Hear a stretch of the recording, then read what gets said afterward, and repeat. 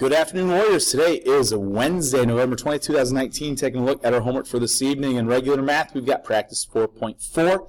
Honors math, we got practice 4.4b. Remember, Moby Max 30 minutes is required to be done during school before Friday. In science, there is no homework. In social studies, we've got our Mesopotamian math worksheet.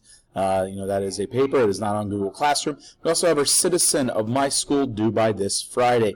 In language arts, we've got our writing process study guide. Make sure you're using your flip book that we created to go through and help answer this. And we also need to review our notes for Monday's test. In literature, tomorrow we have our test over the book Seed Folks. We also have our literary devices and elements tests on Monday the 25th.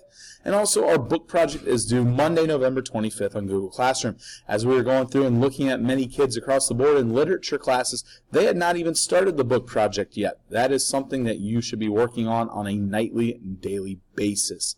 In CNL and FCS, there is no homework.